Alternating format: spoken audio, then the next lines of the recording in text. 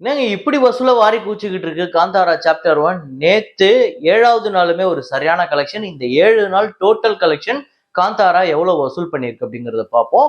இட்லி கடை இதுவரையும் 8 நாள்ல எவ்வளவு வசூல் பண்ணியிருக்கு, தமிழ்நாட்டுல எவ்வளோ, உலகம் முழுக்க எவ்வளோ அப்படிங்கிறத பார்ப்போம். இன்னும் சில படங்களோட வசூல பார்க்க போறோம். முக்கியமா வந்து கர்நாடகால இதுவரையும் வந்ததிலேயே அதிகமா வசூல் பண்ண டாப் 5 படங்கள் அது என்னென்ன படங்கிறத பார்ப்போம். அது இல்லாம இன்னும் சில படங்களோட வசூல பார்க்க போறோம். அதெல்லாம் என்னென்ன படங்கிறத வீடியோக்குள்ள பார்த்துடலாம். நேத்து வீடியோல நான் வந்து ஒரு ஃப்ரேம் ஒன்று வச்சிருந்தேன். ஸ்கிரீன்ல காட்டுறேன் பாருங்க. இதுதான் அந்த ஃப்ரேம். இதை நிறைய பேர் கரெக்டா கெஸ் பண்ணியிருந்தீங்க. ஆமாங்க, காதலர் தினம் அப்படிங்கிற படம் தான்.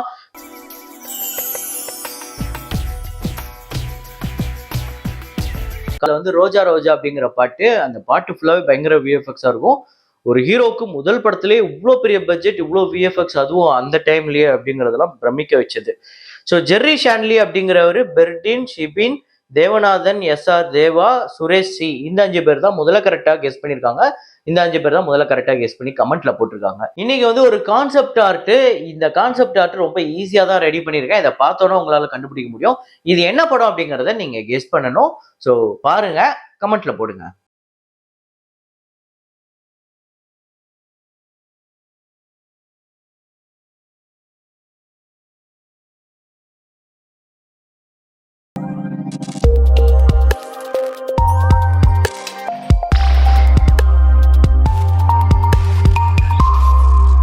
வசூலுக்குள்ள போறதுக்கு முன்னாடி ஒரு சின்ன ப்ரொமோஷன்.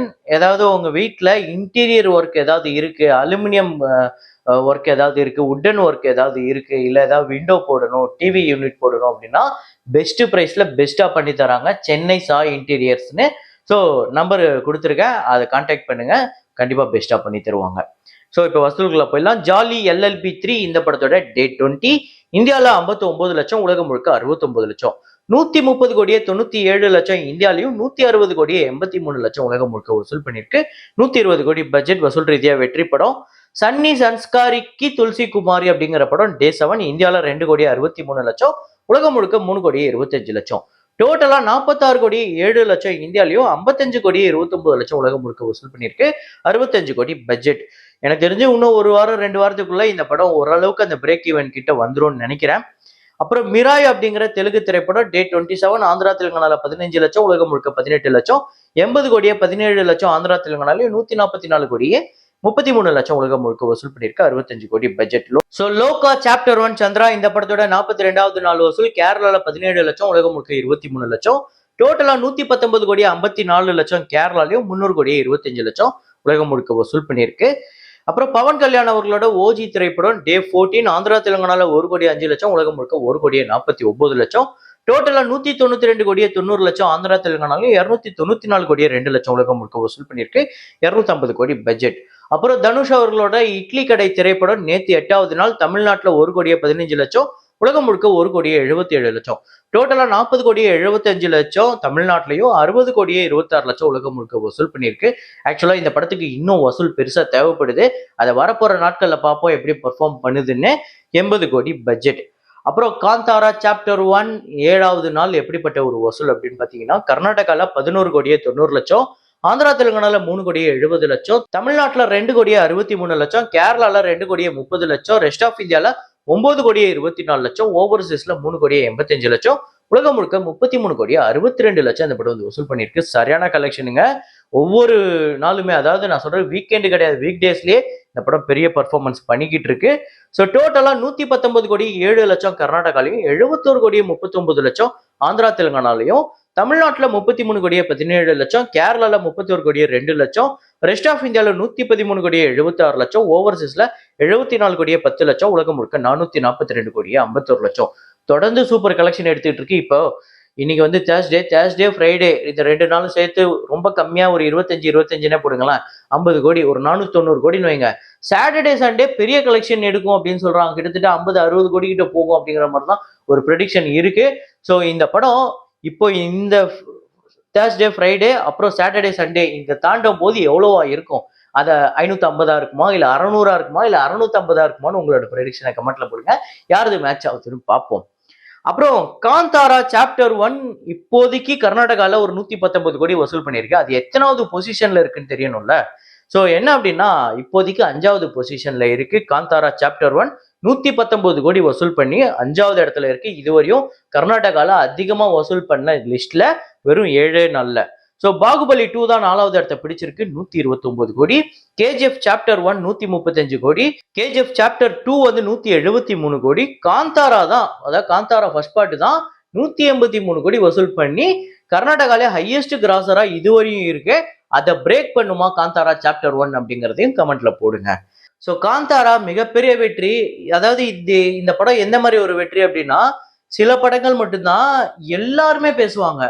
இப்ப பாகுபலி 2 இருக்குல்ல, எல்லாராலையும் பேசப்பட்ட ஒரு படம். அந்த மாதிரி ஒரு படமா தான் இதை நான் பாக்குறேன். யாரை பார்த்தாலும் காந்தாரா நல்லா இருக்காமே, காந்தாரா பார்த்துட்டீங்களா, காந்தாரா நான் பார்த்துட்டேன் நல்லா இருக்கு, உங்களுக்கு எப்படி இருக்கு அப்படின்னு அதே பேசுறாங்க. ஸோ வழக்கமா இந்த மாதிரி ஏதாவது ஒரு படம் ரொம்ப முக்கியமான ஒரு படத்தை தான் அப்படி பேசுவாங்க. நான் சொல்றது தமிழ்நாட்டிலே அப்படி பேசுறாங்க.